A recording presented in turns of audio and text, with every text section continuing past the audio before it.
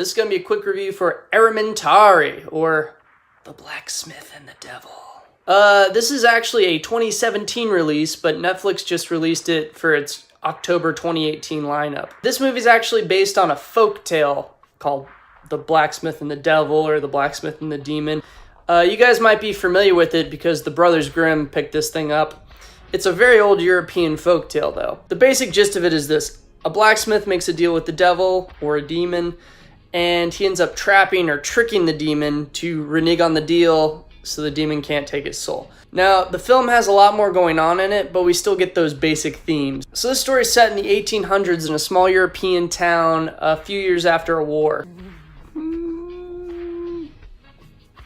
So the story starts when a stranger comes to town to investigate the blacksmith. The blacksmith is somewhat ostracized from the rest of the town. He lives at the edge of the forest. He's got a wall to his house, and the rest of the townspeople are kind of afraid of him. So the investigator gets a small posse of guys. They go to check out his house, and the blacksmith defends himself and accidentally kills one of the investigators. Now, we also follow a little girl who's being raised by the church. She's also somewhat of an outcast for various reasons, and the other kids in the town bully her. One of the boys throws her doll's head over the blacksmith's wall. That's how the two of them end up meeting. And from there, you kind of start to get your story. And I don't want to spoil too much.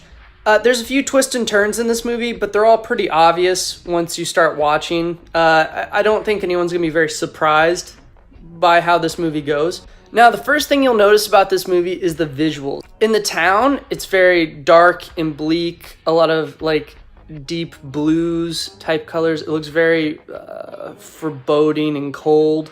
In the blacksmith's home is contrasted between darkness and fire. And it kind of fits his character a little bit. As far as like the folklore elements go, there are a few things that are kind of like weird and folkloric-y. One of the demon's weaknesses is if you throw down some chickpeas or something, they have to count them. It's kind of ridiculous. So they'll throw out the chickpeas. The demons have to stop what they're doing and count all the little chickpeas. So there's little things like that that are strange and like old folklore style. It's not really a spoiler. There is like a devil or a demon in this movie. It's not really a spoiler. Like if you see the marketing for this, there is a demon. The makeup for the demon is really good. And it is kind of funny when you see him running around. When you see him running around, it's ridiculous. But it's not like Halloween costume devil ridiculous. It is kind of funny though.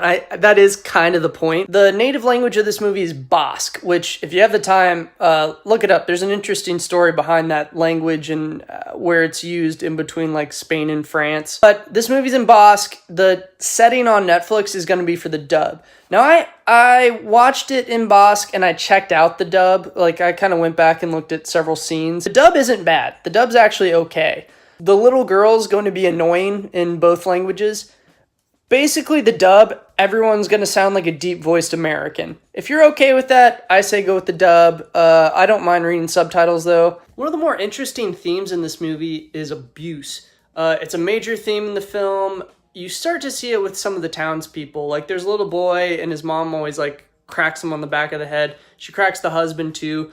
The little girl doesn't know how to communicate her feelings, so she lashes out a lot of times. The blacksmith, he's supposed to be, like, this bastard. The townspeople say he's super abusive. You even see him punch molten metal with his fist at one point. Abuse is a major theme in this film, and it's kind of in lieu of love. A lot of these characters lash out with abuse. This was an interesting subtext of the film. This movie, it's not GOAT status. It's pretty good. There's a few things that might throw you off. The budget. It's probably what I would call a low to mid-budget movie, which you see a lot in European cinema. That being said, they make really good use of their budget. Really good sets, really good makeup, limited CGI. If you blink, you'll miss the CGI. There's a little bit in there, but it's mostly practical effects, which is amazing. I think the language is going to be a problem with some people. The dub's not perfect. It's not horrible. It's one of the better dubs I've seen for something that's live action. Some people don't want to read subtitles, and I get that. I think this is an excellent little movie. It's not scary.